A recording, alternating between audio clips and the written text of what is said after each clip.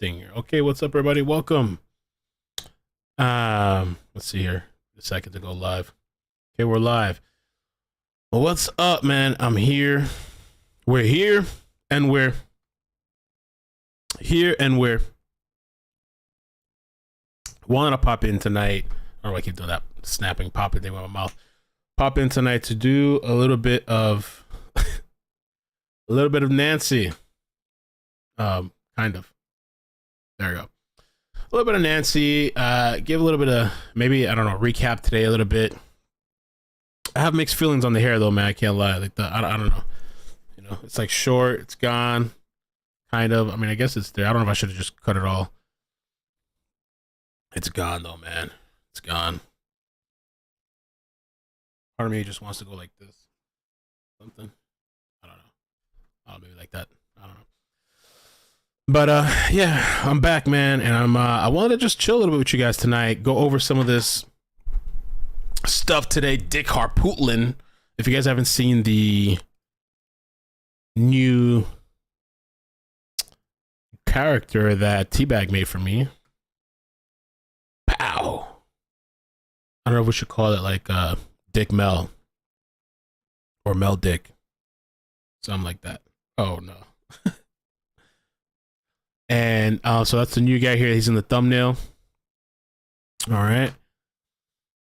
And another thing that's kind of interesting. So before we get started, so what I had heard is that guy on James the Court. He was on DUI guy. James the Court guy. Or James from Court. Apparently, so I haven't watched this stream. Towards the end of that last stream he did, allegedly there's rumors of cousin Eddie being called by the prosecution. So I don't know. And in the rebuttal, so we'll have to see if that's true. If that happens, that would be interesting. The only way I could kind of see it, the only reason is because like maybe the prosecution's desperate to like really sink it in. And maybe, you know, because they kind of threw Eddie under the bus. And so maybe bringing Eddie in to fight back Alex's testimony, maybe it'll be like their desperate plea. Mel Dick. So, all right. Let's get a little started here. Oh, and by the way, make sure you check out DataSeal, okay? My sponsor, a service that I personally use to protect myself from the crazes online. Let's see if I can play this. It's always a problem to find the video. Oh no, I have it up already. The crazies online. All you gotta do is click the link, save 5%, scrub your information from the data brokers. People can look you up by using your phone number, your name, your email address, pull up your family, multiple addresses, all kinds of stuff. So, and you can check out, they have a free scan on the website. Your information is being sold by data brokers all the time. It's easy for anybody to look up your information using people search websites. They can find your home address, date of birth, email address, phone number. Dataseal.io is the data removal and monitoring service I trust to remove my information from the internet. Click the link below and use the code 5OFFALL to save 5% off your DataSeal subscription. Somebody text me the right thing. We're here and I'm a little tired, man. I'm trying to pump myself up, but it's really hard. I'm like, oh, and by the way, I did like a bunch of stuff after the last stream. I went to Walmart, and after I had left, and I was outside with Maddie, I ran into somebody that apparently recognized me. I didn't know them from YouTube. He's like, hey man, you're that YouTuber. I was like, oh shit. Again, bro. Like, I don't know how many times that's happened. I've lost count. So, I mean, it was nice, but it's like, it's also like a, I don't know, like a, just be careful, I guess. I don't know, you know? All right, so let's do it. Let's see what Nancy got to say.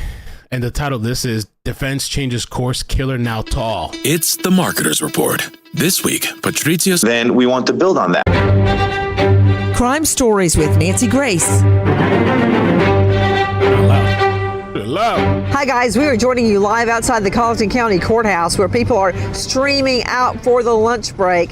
We're inching forward toward the end of the defense case, but there was a bombshell at the very beginning of the morning. Take a listen to our cut 4. We believe it would be useful for the jury to visit Moselle, both the area in the area of the kennels and the house, just to get some understanding of spatial relationships. And so what we would ask is that you ask the jury if they want to do that. I mean, I know I wouldn't, if they don't want to do it, I don't want them to do it. If they want to do it, that'd be fine with me, and it needs to be done in an expeditious way. You know, the state is not asking for there to be a jury view of the scene, and if anything, I think that that would require additional testimony because the scene is different than it existed on the night of June 7th, 2021. Generally, jury views are at the request of a party, and I'm requesting. Again, I don't know that it's necessary in this particular instance. If either side wants a jury view, the court will arrange a jury view. Okay, there you have it. Straight out to high-profile criminal defense attorney joining us from the Pepper Law Firm, Mark Pepper. Mark, thank you for being with us. This conjures up images of the O.J. Simpson jury view of his home, where my former co-anchor, God rest his soul, Johnny Cochran, and his team had gone through and carefully rearranged everything in the home to make it more palatable to the jurors. What do you think about viewing Moselle now? So much time has passed since the incident. You had to include a lot of picture frames of the family, as I recall, in the stairwell. Good analogy there, Nancy. This is pretty typical in our state. Here in South Carolina, relevance simply means will help the fact finder determine what the facts are. And so typically when any side or either side or both ask the court to allow the jury to visit the scene, the judge is going to allow it, as he did this morning. I guess on one hand, if you're the state, it helps show how far away the main house is, in the theory that clearly those 258 steps was you hiking all the way back up that hill. On the defense, maybe they're looking at it a different way, in that the close proximity of the kennel to the feed room, grabbing two separate guns, it's just not possible to have conjured all this. And then you've got the growing of the trees, right? Now we're going to get a jury charge on, well, shrubs and trees may have grown since then. This is all about the defense trying its best to do two things, in my opinion, Nancy. One is just confuse the jury. Just confuse them. Let's take them on a field trip. Let's let them out. Let's get some credibility with them and make sure that we continue to hammer the credibility of the state's witness. We kind of thought Dick Harpootlian might have something up his sleeve this week. I'm not. Oh, what is it? Is it a good? It's the Marketer's Report this week by the defense. I don't know. Is it a good idea? Bad idea? The prosecution didn't really want it. The defense wanted it. I mean, I guess they could also try to. I mean, the thing is, yeah, it's been so long, and then like what they say, the trees grew. So like, I mean, they're gonna try to like. You can't, because one of the questions was like the line of sight from the house to the kennels area, the visibility, and then like at nighttime, which is not going to be nighttime, but like the trees have grown too, so it's like you can't really get a fair comparison. I wonder too if they'll let them walk, and then they'll also give them a ride from the house to the kennels, back and forth, and also walk. I don't know. Pepper, I agree with everything that you just said. That's a bad idea. Got a question. How many times have you taken a jury out to see a scene? 0. Agreed. It's just agreed. And you know why? Rare. You know why? It's fraught. What? It is fraught with possibilities for a mistrial. You go by one nut on the highway with a sign that says, Murdaugh did it. Honey, it's over. Or you go by a protest or however it may be staged saying the other way. Now, the state doesn't really have a lot of room to ask for a mistrial, but the defense does. So this will all be to their advantage. And what you were touching on, I found very interesting, Mark Pepper, in that the scene is not as it was the night of the shootings. Time has passed. Shrubs may have been added, removed. I believe somebody else owns it now. It's completely different than the way it was the night of the shootings. And in my mind, that distorts their view of the evidence because they're seeing something that is not necessarily based in the evidence. Isn't that the whole point here, Nancy, right? I mean, what if there's a footprint that a Yes. juror picks up on that says, wait a minute, we haven't seen a picture of this footprint. We don't know whose footprint that is, right? The blood stains, oh, they said it was awful. It doesn't look bad to me. This is all an attempt to create confusion among the jurors. Great point as far as getting to and from Moselle. We're talking a rural community in southwest South Carolina. I mean, you're going to be passing more cornfields and cows than you are people. However, if the people know the field trip is coming by, don't think for 1 second that there won't be some type of sign or thumbs up. I mean, this is going to turn into the spectacle, the circus show that the defense has wanted all along. And another point, great point you brought up, we've got some serious appellate issues here already. We've got the 404B stuff that came in, right?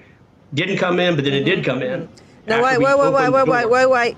Talk plain English. He's talking about you've got the cousin Eddie evidence, which is going to be a problem. Right. The character either evidence. A problem because it was let in, or a problem because the defense can now claim, if there's a conviction, of course, ineffective assistance of counsel. For I believe it was Griffin that opened the door. One of the defense attorneys opened the door to that. So if there's a conviction, while Murdaugh right now is very thankful to all of his lawyers, after he sits in jail for a year or two, I can see him filing an appeal or even a habeas corpus when the time is right on ineffective assistance of counsel if everything else fails because of that one question. What else does he have to do if he's sentenced to life? Right? Nothing. He's going to file something. And you not only have ineffective assistance of counsel, which you toll that while you go through the appellate process. That'll be the last straw I think he brings. But certainly he's going to challenge any conviction based on the legal rulings that were made. That he feels prejudiced him. I mean, look, this is a circumstantial case. We've seen the evidence. We haven't heard an eyewitness. We haven't heard any fingerprints or footprints, as we just heard that witness testify today. This is a circumstantial case. And so can't you see the jury sitting back there going, I'm not sure he did this, but man, he is a bad person based on what we've heard. So let's just go ahead and convict.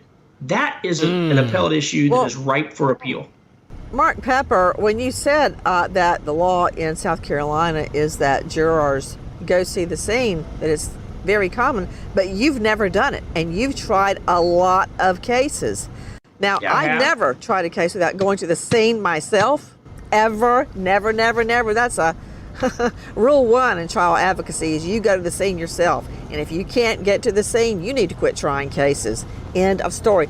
But it would be a cold day, an iCkEdMeL, that I would want my jury to go there. Not that I'm hiding evidence. It's just that things will have changed. It's the time of the incident, and you never know what may hang up a juror. I mean, for all I know, a building has been built. I try cases in inner city Atlanta. If a building had been built or some obstruction had been created since the time of the incident, the jurors would think, well, wow, the witness couldn't see that because of this shrub. So long story short, it is fraud. It is a really weird thing, I guess, after all this time. The other thing too, when we were like earlier today, we were watching the trial, and Marvin, Alex's brother, I thought it was odd that he was cleaning. So that it seemed like there was a little bit of confusion at first, and at first I was confused too. But I guess SLED had released the scene already, and so like when there's a crime and like murder, I guess, and people are killed, and I don't know, I guess there's what is it? Biological stuff, I guess, fluid parts, body stuff, I guess. Those like law enforcement, they don't clean that stuff up. So like, I guess I wonder what kind of service is that? Like, is that something you can actually Google up? I guess you have to get it yourself. Like, what I mean, body parts they would take, I guess, like the coroner or whatever. But I guess like fluid, but even I don't know. Like they would have to have taken the brain, I guess, right? They can't just leave that's evidence. But I guess there was parts of the brain there. me see. Crime cleanup. Like, what exactly do you even do for that kind of situation? I've never had a family member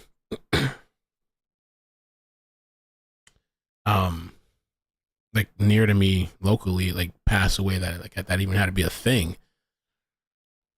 Crime scene cleanup. But it's just kind of crime scene cleaners. But that's just a weird thing to do. I mean, I just can imagine the trauma too. Like, why would you want to? I guess he didn't want to just leave it there. Maybe he didn't want Alec to have to do it.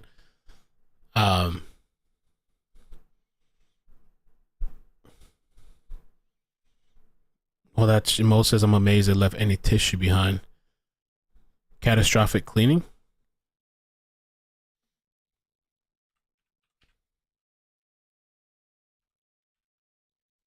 Let me keep going. There was a article that came out as well from Daily Mail. I was kind of looking at it earlier. Apparently, it's gone. I had it up somewhere. I'll get it up for later. We can talk about it. But they were talking about Hakeem Pickney Bed and the other people that got scammed by Alec Murdaugh, and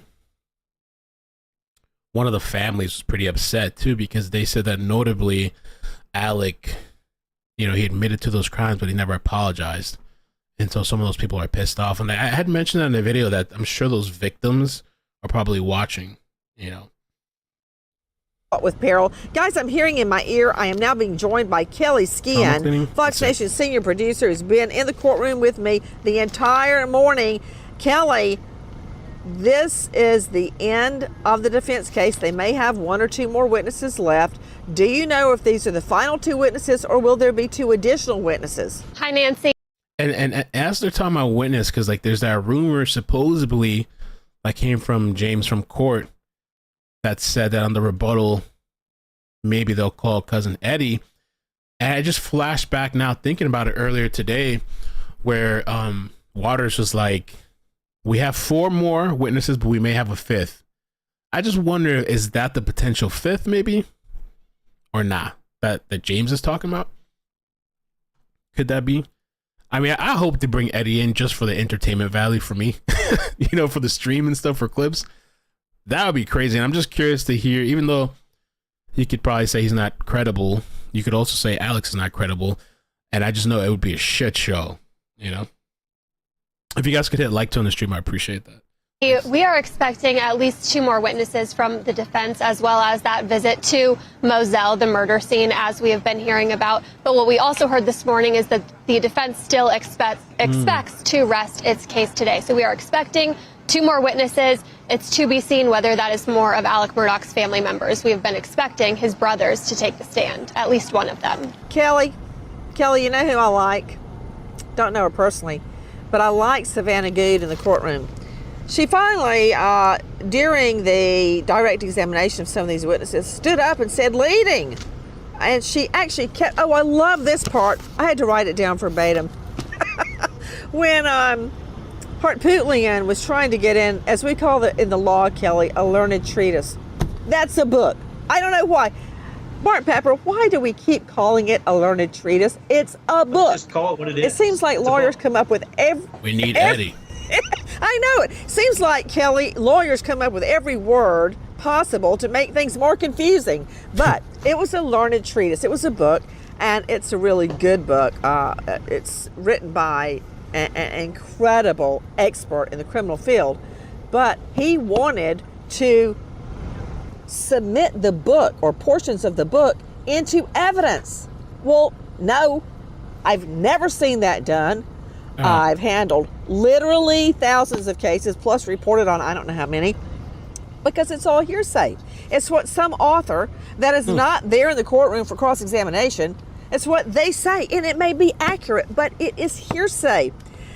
But I remember that, I feel like we talked about this earlier. I thought that the prosecution referenced it, or somebody used that book earlier as a reference. Maybe it was the defense, I don't know. And it was allowed. And I loved it, Kelly Skin, when I guess one of his helpers handed him the law on a learned treatise. And he said, no, it should come in, Your Honor. And he started reading it. And the end of the sentence was, shall not come into evidence and will be excluded. And he went, well, I'm not entering that. I bet somebody gets a chewing out at the lunch break for handing him that law, Kelly Skin. Yes, Nancy, I saw that, and we did see Savannah Good stand up and say, this is hearsay. You cannot admit this into evidence. The guy who wrote the book is not here on the stand. He is not here to testify. You know, the state is questioning them fairly well, I think, on cross-examination. But Kelly explained these two witnesses. It's Dr. Isenstat and Tim Palmbach. Who are they and what is their point? Let's take the doctor first. Defense the did? pathologist. Okay. Yeah, Nancy, we've seen a big back and forth in the courtroom today between witnesses. This was to be expected. The defense is trying to poke holes in the prosecution's case. Today we heard from Tim Palmbach. He is a forensic scientist. And then we also heard from, I'm looking at my notes, there are many witnesses to keep track of, Dr. Jonathan Eisenstadt. And basically, they're trying to poke holes in the prosecution's case about from which direction Maggie and Paul were shot, and which shots were the fatal wounds. Last week or the week before that, we heard that the defense said this was a 5-2 shooter. Today, we're also hearing that Paul was shot in the top of the head. So I think you see a lot of confusion on the jury's face trying to reconcile what they're hearing from the prosecution, what they're hearing from the defense.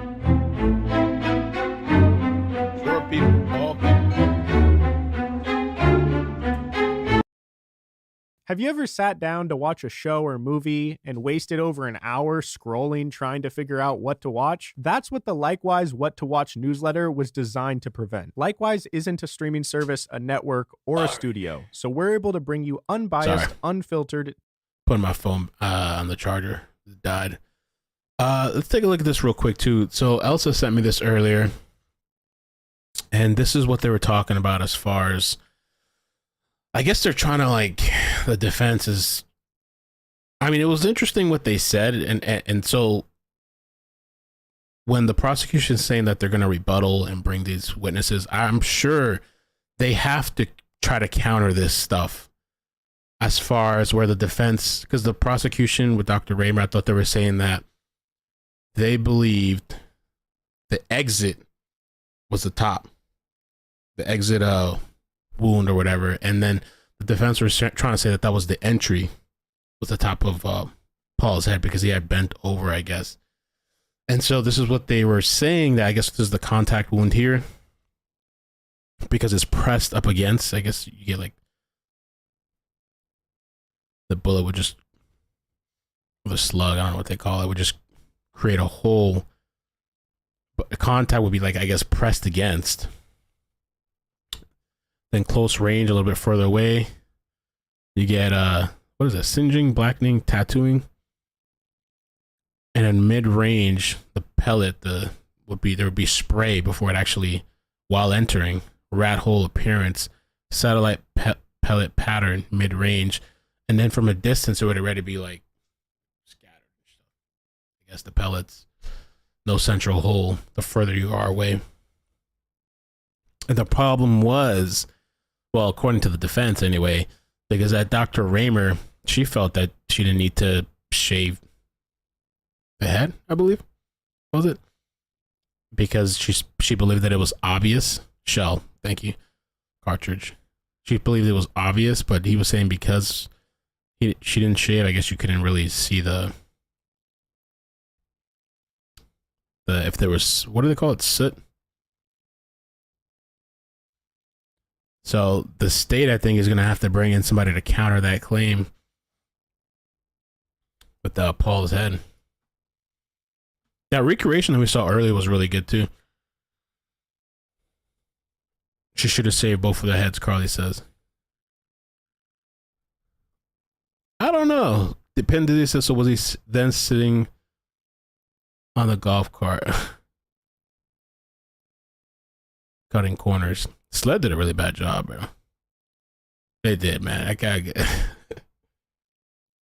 TV and movie recommendations. It's a quick, easy... Caught it, and I caught it between the two of us, Kelly. Certainly somebody on that jury caught it because that witness was suggesting that the shooter was taller or in an elevated position when they took aim. And that's exactly diametrically opposed to the whole defense theory. Remember the little green man and the green trajectory pass that they used to convince the jury of the double shooter motif? And we're seeing the double shooter motif and theory rearing its ugly head yet again for the state. And this time they've got experts to back it up. You know, joining me is Dan Corsentino, Dr. Heidi Sievers, and Dr. Michelle Dupree. But first to you, Dr. Michelle Dupree, you have been listening to Eisselstadt's testimony throughout. Bottom line, where is he going?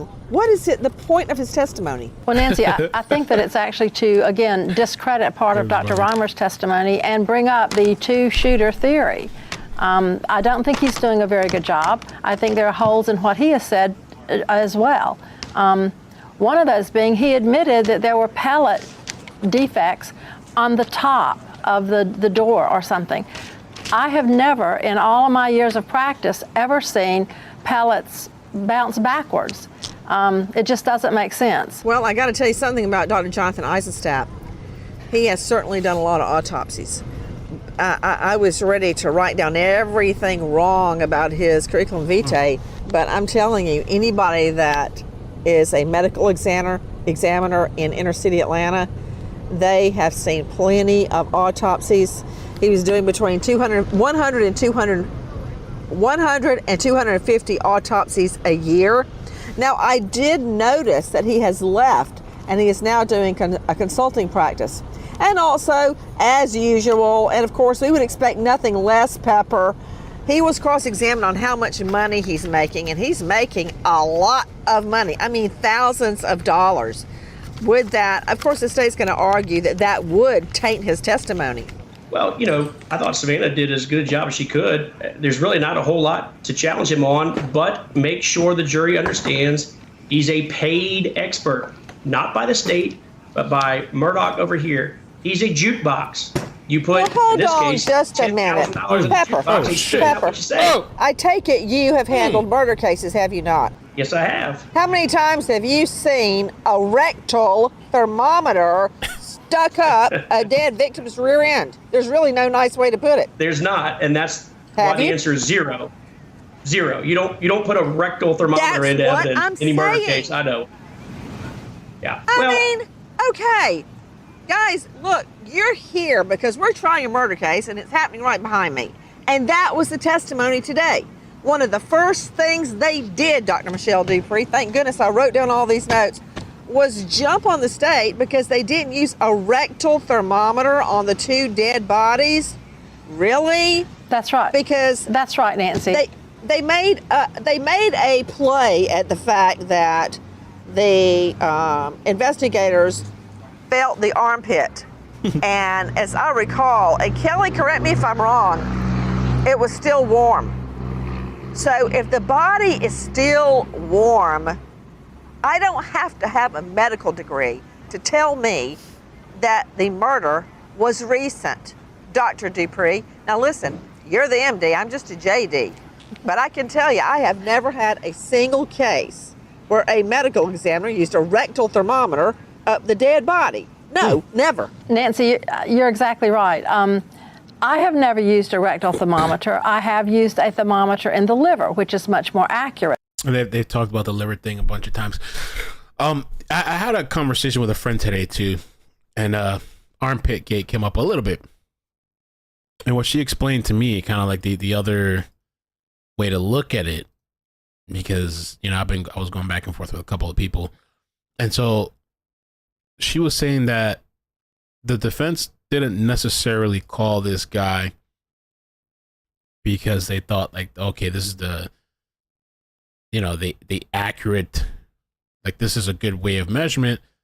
The way you could look at it is defense called them because the prosecution didn't call them, and just to show what kind of job that these people had done. I don't know. That's maybe another way to kind of look at it. So I was thinking about that too. I have never, and has no one that I've ever known that has been trained as a forensic pathologist or medical examiner, put our hand in the armpit. That is absolutely not scientific. There's no forensic basis for that. Yes, it tells you that the body is warm, but it doesn't tell you how warm. And again, there are many variables. And as you well know, the time of death is very much a variable. There are many other factors like livor mortis, rigor mortis, and all of those.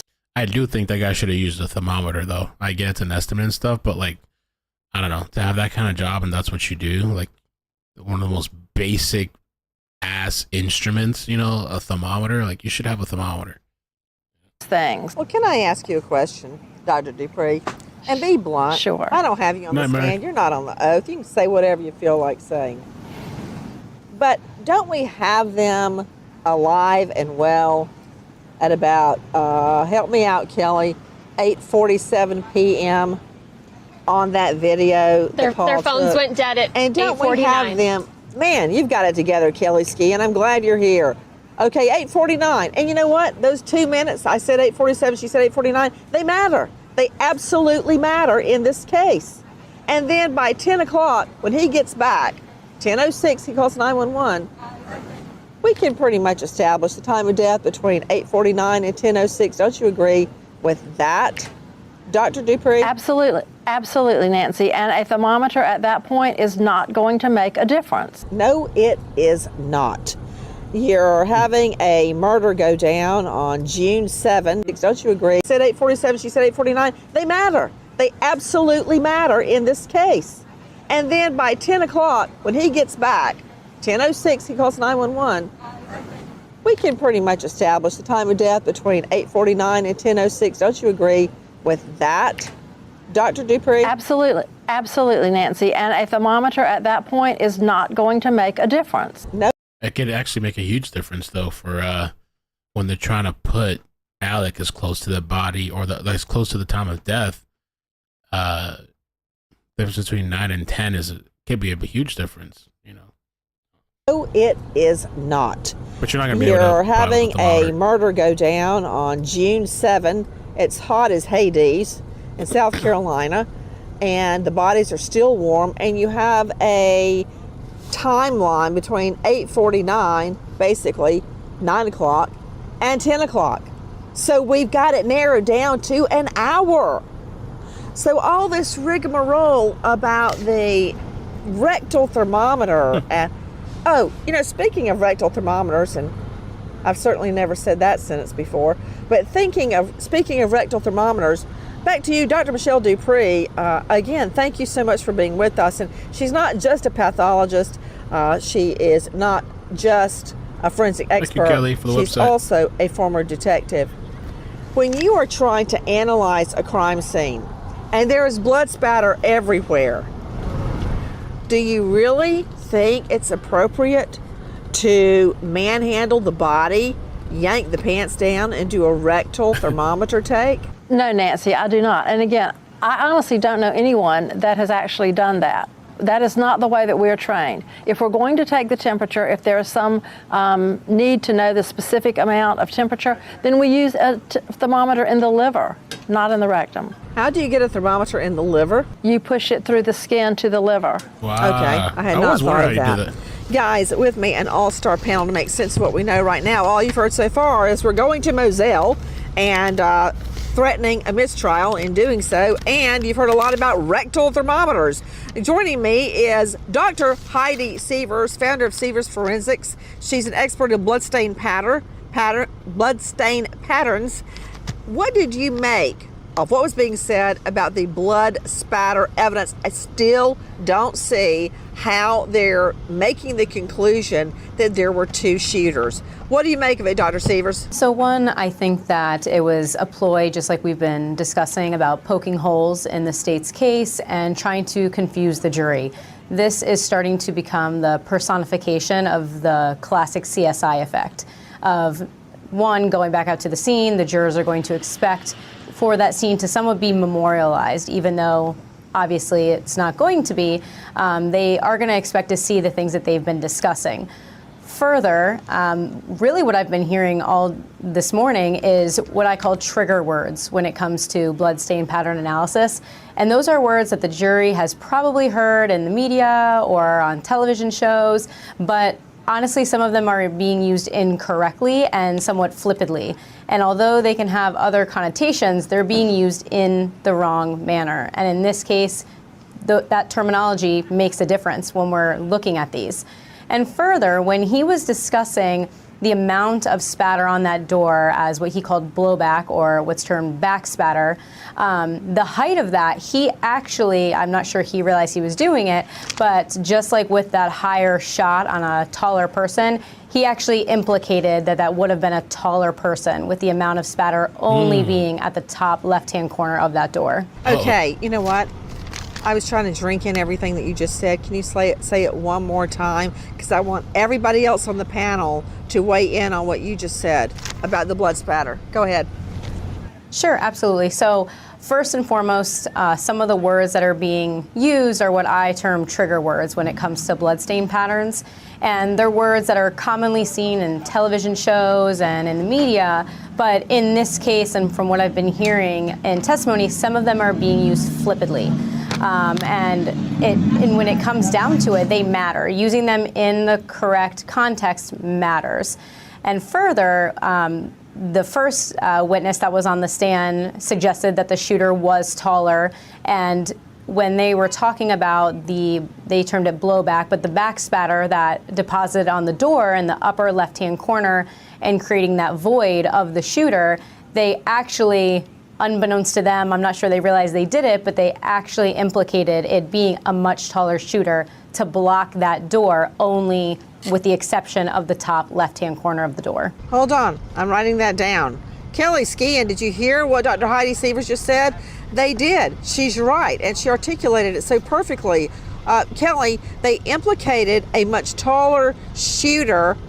Could you finish the rest of that, Dr. Sievers? Yeah, they implicated a much taller spatter. Shooter because they discussed the voided area, which a void is simply just the absence of a continuous bloodstain pattern. So an absence of blood where we would expect there to be blood. So in the essence of the back spatter, which was evidence at the top left-hand corner of that door, we see that voided area, which is most likely where the shooter was standing. But because it's in such a small and very high up area, very tall area at the top left-hand corner, they really seemingly implicated a much taller individual. A way I would explain it to the jury is if Sydney was standing there and she had a giant bowl of tomato soup and threw it at me, it would hit all around me on the wall behind me, but there would be a void that you hear Dr. Sievers talking about where I'm standing. That's an easy way to explain the accurate discussion that Dr. Heidi Sievers just gave you. Something really important that hasn't been mentioned today. So the defense is essentially saying that Paul was shot at the top of the head and that went out of his shoulder. The prosecution said no way, it went through his shoulder and through the top of the head.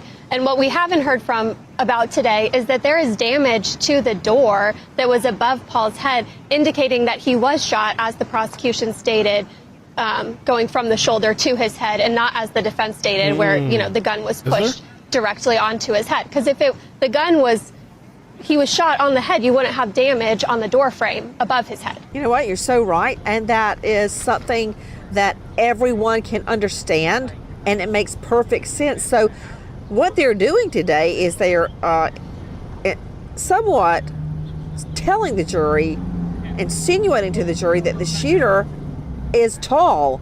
Murdaugh is about 6'3", or so we think. Dan Corsentino joining me, former police chief, former sheriff, served on U.S. Homeland Security Senior Advisory Board. He's a PI at dancorsentino.com. Dan, I want you to hear our SOT 7. Take a listen. This is Harpootlian direct examining the pathologist. Okay, so when you look at the wound in his shoulder and his neck, and of course his head, tell us where Dr. Reamer got it wrong.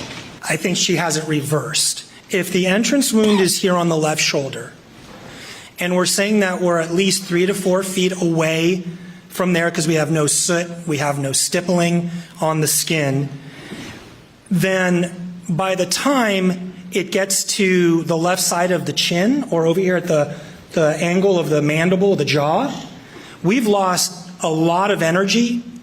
And so, yes, you can get some pellets still going up into the head, but you're not going to have the top of the head completely blown off. And if you look at the photograph here, you can see he's missing the top of his skull. That would not have happened 3 feet or further shotgun wound coming in on the left side. Okay, hold on, Dan Corsentino. I want Dr. Michelle Dupree to take a stab at that, and then I want to hear from you what you think their strategy is right now, why they're asking the questions they are asking, and what they're trying to tell the jury. What do you make of that, though, as a medical examiner and pathologist, Dr. Dupree? Well, Nancy, I've actually had cases where the top of the head was blown off when the shotgun was 3 feet or so away. And again, it depends on so many things.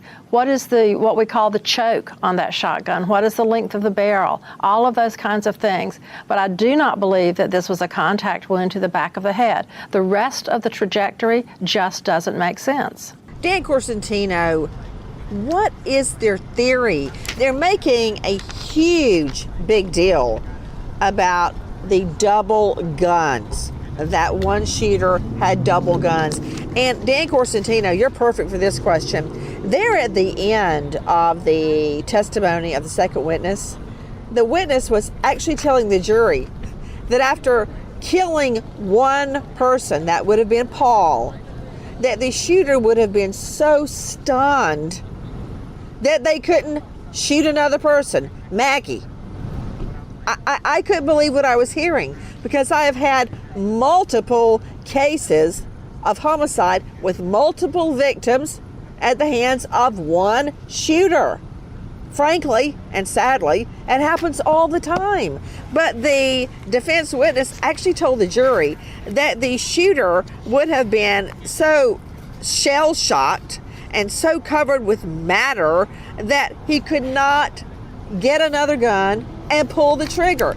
And I have a legal term written by that, BS. I'm sure you're familiar with that, Dan Corsentino. Yeah, absolutely. Nancy, and first of all, thank you.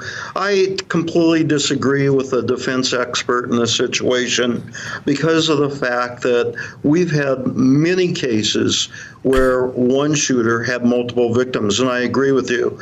And the fact that the victim, or the shooter in this case, would have been stunned or had a temporary thought process that was completely clouded, I don't buy that whatsoever. I think the mindset of the shooter at this point in time was clearly to shoot both individuals, and that individual clearly knew what the job was for the long-term gain.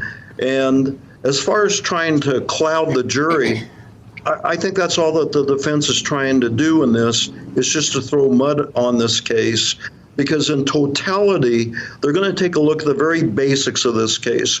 Was there motive? Was there opportunity? Was there ability?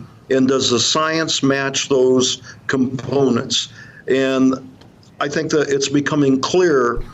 What's really interesting is the maturation of the jurors. They come into this case with a blank chalkboard or an empty journal, and they start now to compartmentalize everything the prosecution and defense is saying, and they're going to reach a conclusion, which I think is going to be not surprising to many. You know, Mark Pepper, listening to Corsentino, he lays it out so plainly. I mean, I don't know what I would even cross on this, because it is absurd to tell a jury or make a statement that one person will be so discombobulated and so shell-shocked they can't kill two people at once. It happens every day. I don't even know how many cases I've handled where there are multiple crime victims at the hands of one shooter. I wonder, what about people that have dual-wielded, well, he probably wasn't dual-wielding, but people that have killed with multiple weapons. That ended at 8:46. I want to look at this little thing again real quick. A few minutes later, he was walking to the feed room. Paul. He's texting a friend and reads his last text at 8:48:59.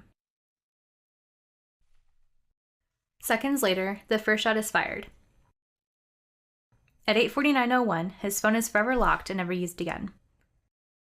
Blood drips from Paul's left arm as he staggers to the door. The gunman, thinking he had killed Paul with the first shot, goes to get his other weapon, but is shocked when he senses Paul by the door.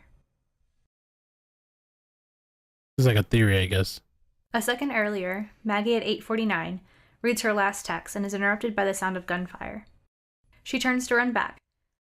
The gunman grabs his gun and runs towards Maggie. As she approaches, she sees Paul on the ground, but the gunman stops her.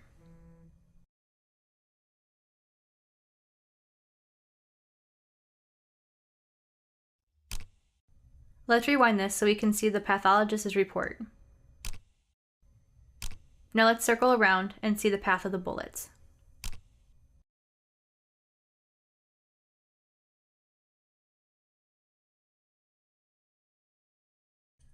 Here we see the two entrant wounds, one here and another here. She bends over or falls forward, I guess. Circling around to the back, we can see those exit wounds. Now we can see those wounds, one here and the other here. Continuing on to the last illustration, we can see how she was shot in an upward direction,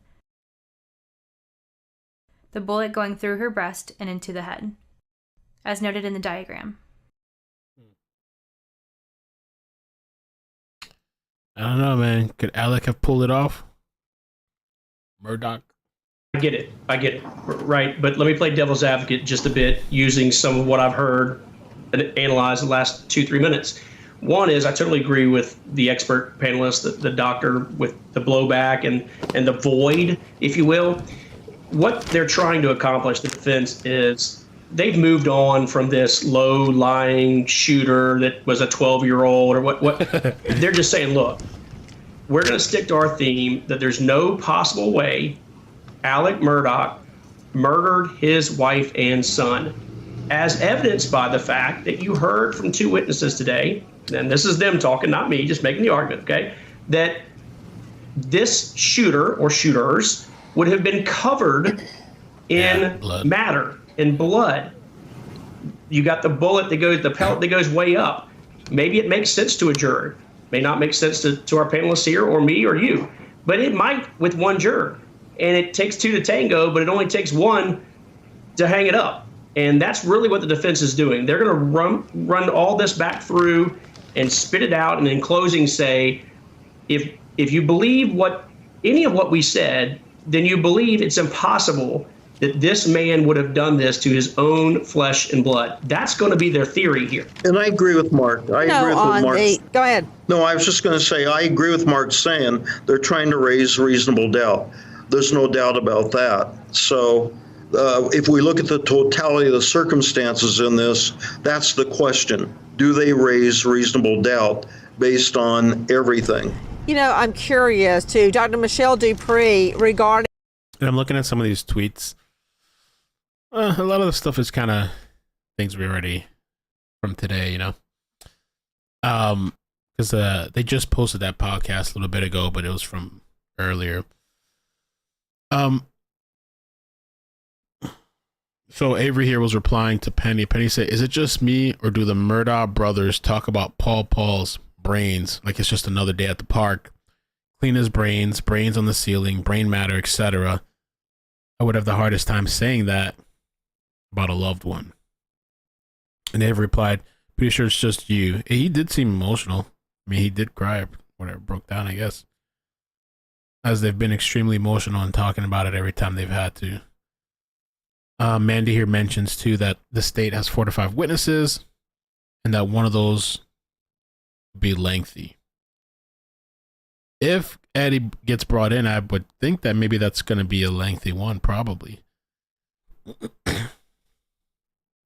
Or who could the lengthy person be? The other thing I wanted to play, and I didn't even realize it because I had heard, I remember I was listening, but I didn't really understand what was going on. They were talking about how somebody had defecated on themselves, and he was talking about Alec.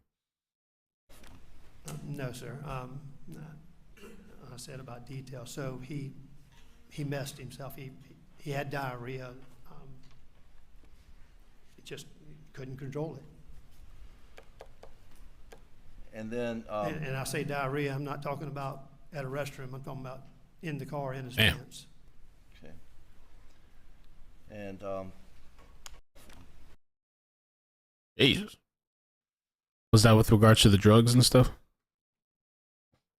The entry and exit wounds on Paul's body, that is elementary.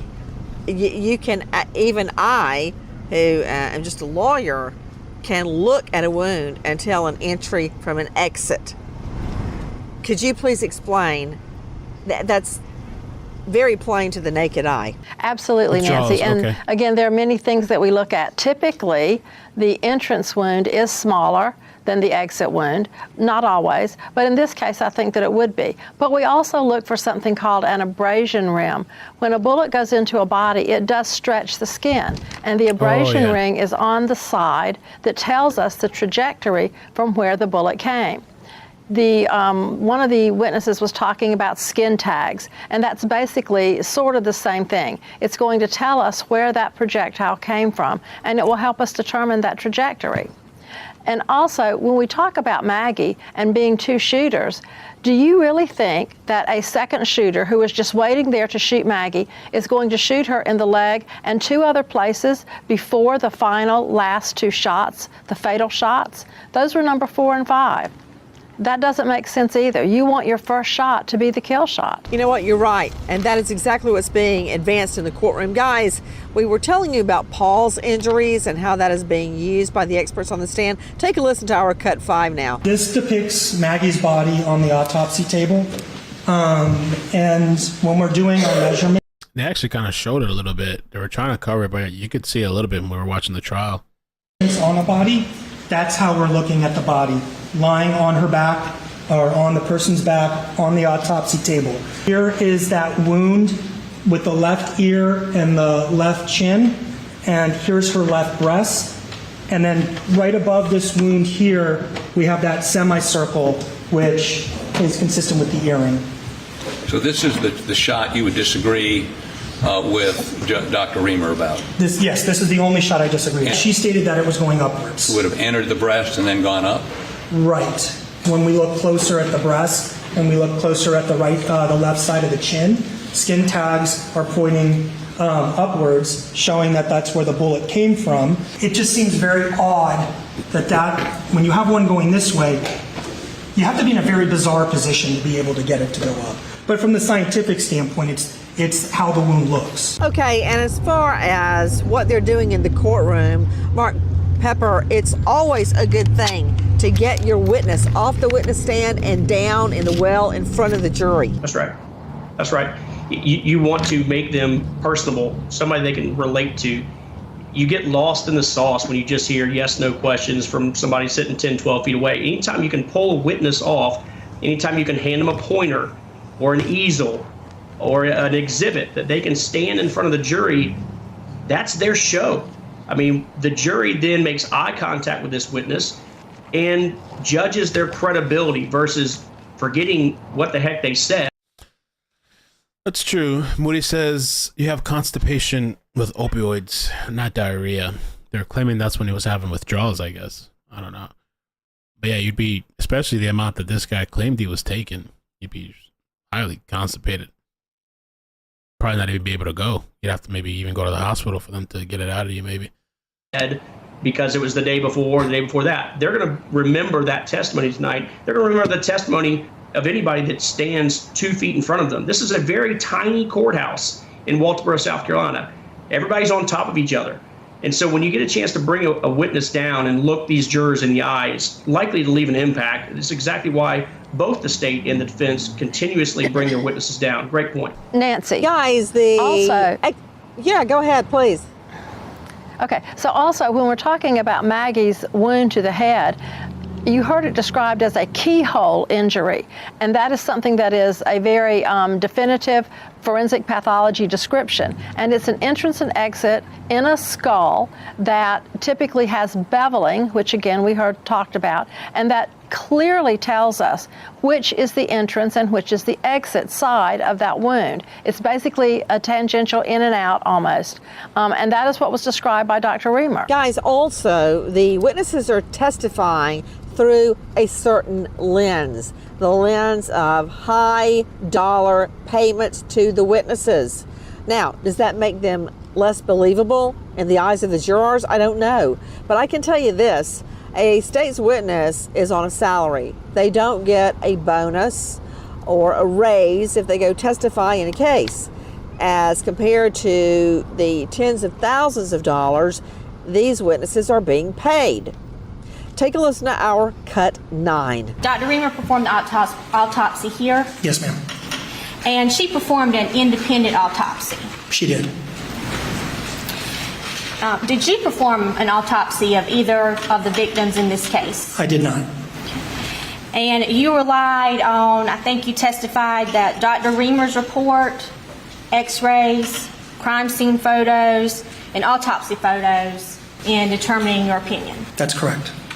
And you were hired, right? Yes, I was. And you were here on Friday, weren't you? I was. So that would mean you've made over $10,000 in evaluating or taking part in this case. At the end of the day, that's correct. To Dr. Heidi Sievers. Dr. Sievers, of course, independent experts are going to be paid. And that's neither here nor there, except, you know, if they were not going to say what the defense wanted them to say, they would not be called as an expert.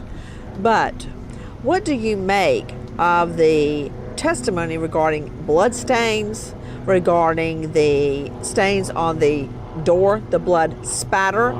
A lot was made toward the end of the testimony of the second witness about a bloody footprint.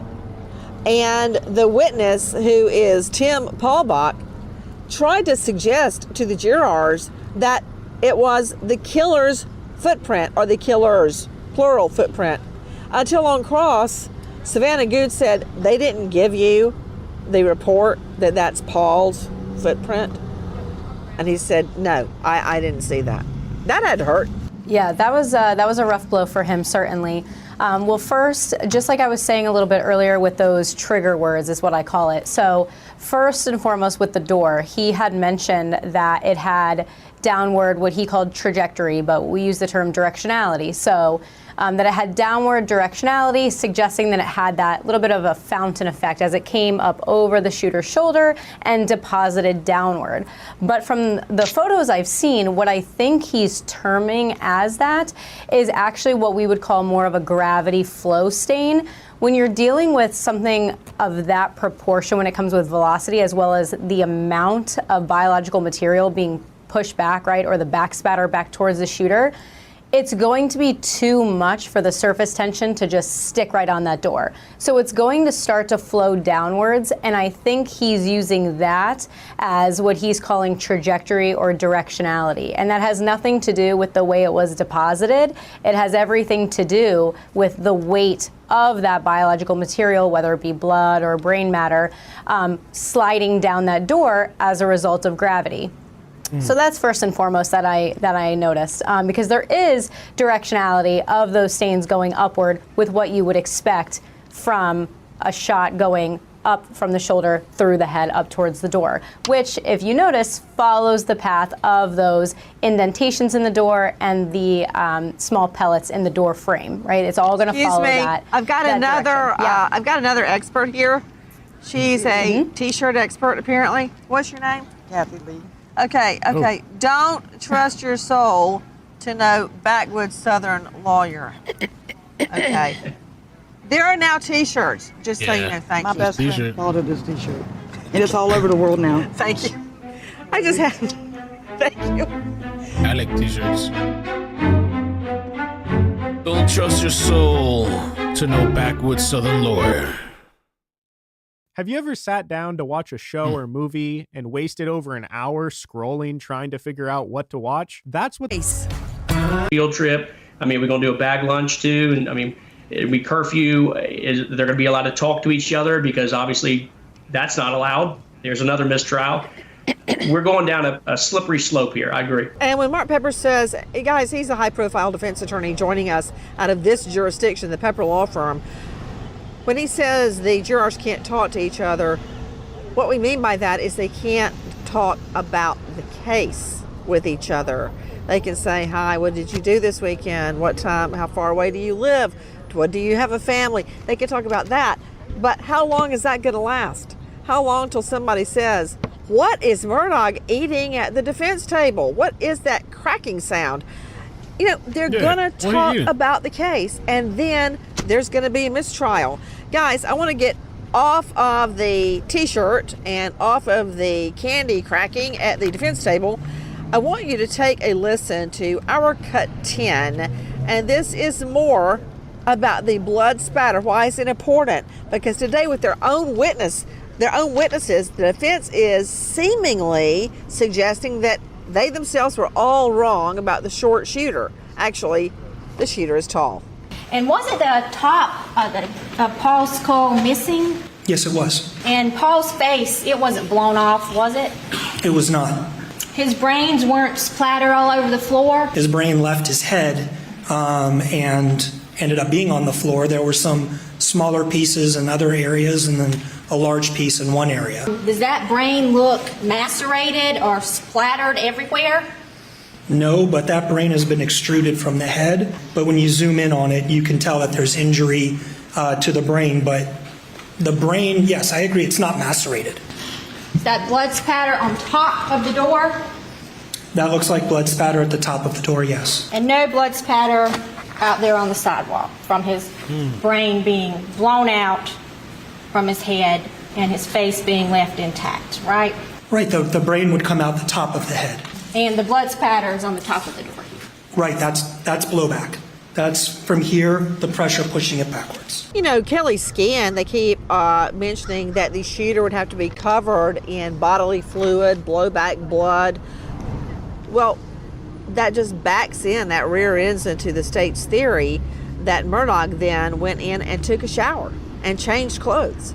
It does beg the question of, did Murdaugh go take a shower after shooting Maggie and Paul? We still do not know that. It's unconfirmed, but that seems like the picture that the prosecution is trying to paint with testimony thus far. And it also seems like the defense is shooting themselves in the foot, in a sense, with these witnesses today who have conceded on the stand that, yes, the shooter could have been taller than Maggie and Paul. So it's in direct contradiction to what we were hearing from them last week, that the shooter is 5 feet 2 inches tall. Well, Kelly, correct me if I'm wrong, but hasn't there been testimony that Murdaugh was wearing one outfit in the afternoon, one outfit when the cops got there, and there was a pool of water by the shower in the Moselle property bathroom, and there was a damp towel, and his shirt that he was wearing that afternoon has never been recovered. That, to me, if it looks like a duck and it walks like a duck and it quacks like a duck, it is a duck.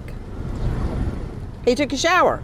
Yeah, we have heard a lot about the outfit changes. We've heard a lot about what clothes was he wearing that night. He keeps clothes in his car. He keeps clothes at various different people's homes. Where are the clothes that he was wearing that night is a big, big, big question. So, I mean, to me, Dan Corsentino, I don't know about you, be blunt, but that fits hand in hand with the fact that we believe that he went in and took a shower at some point. Yeah, I believe that there's circumstantial evidence to believe that he went in and took a shower. I also believe that this was a planned event and that it fits the pattern in its totality of all the other information that the prosecution is trying to bring out. And it starts with his own financial insolvency, and it evolves from there. The only thing, Mark Pepper, is with the timeline so tight between that video for friend Rogan Gibson and immediately leaving for his mother's house, that doesn't give him time for a shower right there. But we know he changed clothes, and we know those clothes, that shirt has never been recovered, along with the murder weapons. Go ahead, Mark. Murder weapon certainly has not been recovered, but there's still 2 witnesses left, Nancy. And I'm not so sure that seafoam green shirt that we've seen on the tree Snapchat, is still missing. And I'm told that there may be one more trick up Dick's sleeve to show the lack of the investigation done by SLED. That's theme one, right? Theme two is timeline, to your point. If today's testimony did anything for the defense to help them, it's to tighten the timeline up to where the state has already put it. You got an 846 Snapchat. Phones go dead at, I believe, 8:49, if I'm not mistaken. And then we know the cell phone starts at 10:06. Between 10:02 and 10:06, we got 258 steps. I don't know that the jury is going to think that there's enough time for him to have made it all the way back up to Moselle, showered, disposed of the clothes, disposed of the weapons, and still be on his way to his parents' house. Yeah.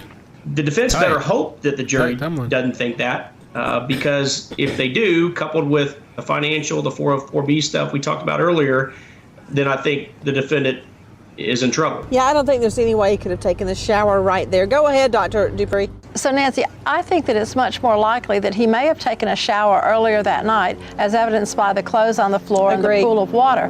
But don't forget, the hose was unraveled and there was water there. What was to prevent him from showering off right there at the scene, having clothes in his car, ready to dispose of when he did go to his mother's house? You know what? You're so right, Dr. Michelle Dupree. Kelly Skian, we completely discounted what she just said about the water hose. And one of the first things that was noticed is the pools of water in the kennel. So that's I mean, there's no way he can fit a shower in after the shooting, get in the car, and we know what time he got in the car and started driving because it's on his navigation system from his Suburban. There's not time for a shower there. She's right. The shower was earlier in the day. Go ahead. In pools of water that weren't tested, so we don't know what exactly was in that pool of water. Was Alec's DNA in that pool of water? And something else is we never heard from any of Alec Murdaugh's mother's caretakers. I'd be curious to know, was his hair wet when he showed up that night? Because we've heard today from the defense's witnesses that Alec would have a bunch of spatter in his thick hair. So if he did shower off using the hose at the kennels, was his hair wet when he showed up at his mom's house? I'd like to know. That's a really good question. Go ahead. Nancy, this is Dan, and I just have a comment. This case is extremely complicated in many ways, and I think one of the things leading to potential mistrial is the fact that will the jury be able to simplify this case and extract the science to put it into some believable judgment that they can make toward guilt or innocence. And certainly I can't speak for jurors. I don't know the jury IQ. I don't know where they come from. But I will say that when you get the little things, such as in the feeding room, if you will, and the defense expert is bringing out that the partial footprints in the blood and around the feed room, there should have been spray enhancements. If I'm sitting on a jury, I'm starting to ask questions about that. Why weren't the little things done in this? Guys, I want you to hear a little bit more of the testimony. Now, in this juncture, you hear the witness actually agreeing with the state experts in our cut 12. So I frankly think he was startled by that shot. Right shoulder was at a door. I mean, if he knew somebody was coming and or saw somebody coming, he would be facing the door or trying to run, which he wouldn't have anywhere to go. But he was essentially facing this way, and the door is this way. I don't think he even perceived it until he was shot the first time. And you asked the question, did I see any defensive injuries or any indication of defensive actions on him or in the feed room? The answer is no. What type of defensive indications have you seen in the past that would indicate that there was a struggle of some sort? Well, I think obviously your hands always kind of come up, and his hands would be going up in the direction of the shooter and the weapon. His hands coming up means that he likely, they could have been injured. Certainly there could be gunshot residue distribution on them. That'd be the main difference. So Kelly Skian, I think it's agreed all around that Paul never saw what was coming. I don't think Paul or Maggie ever saw what was coming that night, no. And that also suggests that if it were to be Murdaugh, that he could get up close to them in their proximity in that small area of the feed room, and they would not know what was about to happen, as opposed to an intruder that they had never seen before, someone coming up on them that would make them run. Kelly, what did you notice about the jurors? How did they appear to you? Sure. So on that note, too, we also know from Alec Murdaugh's own testimony that he says no one else was there that night that shouldn't have been, and the dogs were not acting like there was a stranger around just 5 minutes before Maggie and Paul's phones went silent forever. I saw some very interesting body language from the jury today. They saw a lot of graphic autopsy photos, and a lot of them had various different reactions. One juror literally pulled a blanket up over her forehead. Others were looking down. Some were wincing, and others were like very intently looking at the screen in front of them. There were very, very graphic images. And I think something else that should be noted today, too, is that when Dick Harpootlian said he wanted the jury to go to Moselle, he wanted the jury to vote on that. The judge said that's pretty unheard of. And also having the jury vote on whether or not to go to Moselle opens the jury up to have conversations about the case before deliberations actually start, therefore possibly leading to a mistrial. You know, to you, Mark Pepper, have you ever seen a defense attorney intentionally insert reversible error into a case, such as suggesting the jurors conduct a vote as to whether they go to Moselle? That would absolutely trigger discussion about the case, which is not allowed prior to deliberations. Right. I've never seen them insert purposely a reason for a mistrial, but I have seen them lay the traps for a mistrial, just as Dick did today, and has done in some other arguments where they actually wanted some testimony in, but they filed a motion to suppress that testimony to force the state to bring it up, and then whether or not it opens the door. What Dick was doing this morning was trying to play the all shucks judge. If the jury wants to do it, you know, I'd like to do it as well, but it's up to the jury. He knows Judge Newman can't go ask the jury that, but what if he would have? There's yet another appealable issue if there's a conviction. If he would have said, yeah, sure, I'll do it, it's a mistrial. Or if he says what he did say, no, that's unheard of. You know that. If you want it, though, you got it.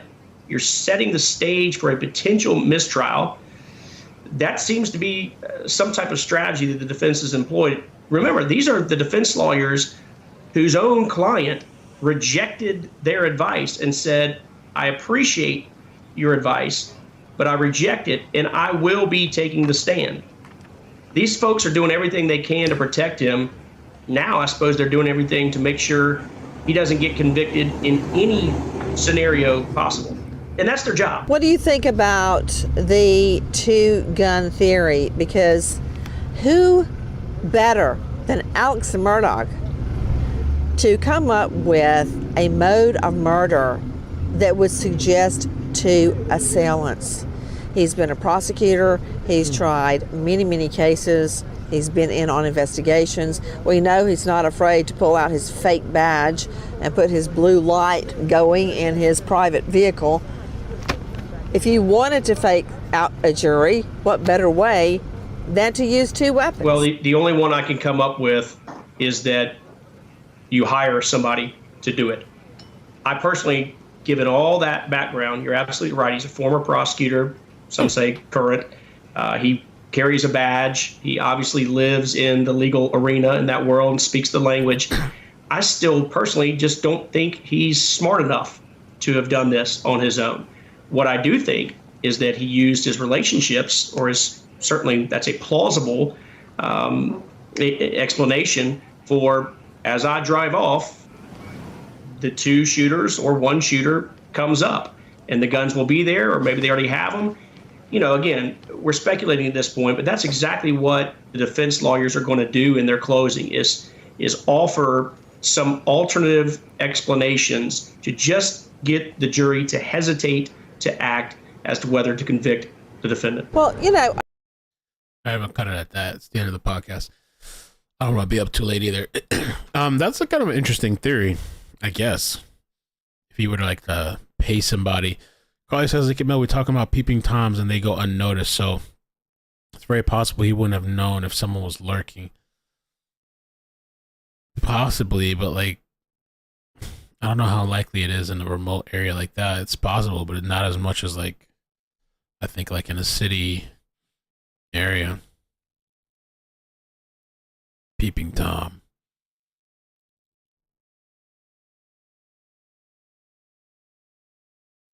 Let me get these two super chats from earlier. Sinner, thank you for the super chat. Says just earned my 1-year member badge. Oh, snap. Amazing. You're the best, Mel. Thank you. Appreciate that, Sinner. Yep, I'm nosy. Thanks for becoming a member. Keep an eye on you. Just kidding. Laura, thank you for the super chat. Appreciate that. The 20 says, I watched an interview with cousin Eddie about the day he supposedly shot Alec. It's very different. I guess his side is he stopped and Alex said he was going to kill himself and they struggle with the gun. Oh, shit. Cousin Eddie. Lace with glitter. Thank you for the resubscription. 2 months in a row. Amazing. I'm going to call it, because I'm kind of tired. And I want to be good for the morning. Just want to check out Nancy. Kind of pop in a little bit tonight just to hang out. And it's getting closer and closer to moving time. So what I'm going to do is this stream will take you to the little data seal thing that I have set up. If you're interested, check out data seal. Click the link. You can either do in the pinned comment, the description of this video, or the new place that I take you. You can scrub out your information. These data brokers, when they put the request to take it down, they'll take it down for a little bit, and the websites will put it back up. That's why it's like you either pay for a monthly or a yearly. I just pay for yearly, and it's what I use to like protect myself. To try to stop people from trying to find where you're at and your family and all this kind of stuff. So, good night, guys. I will see you tomorrow. I'm going to rest and chill out for the rest of the night. Thank you for stopping by. Bye. I will see you guys in the morning. We'll see what the state has to bring tomorrow, because the state will be there in the morning. And they're going to bring their witnesses. I don't think they're going to be done till probably Wednesday. Especially if they get a fifth witness. So, all right, guys.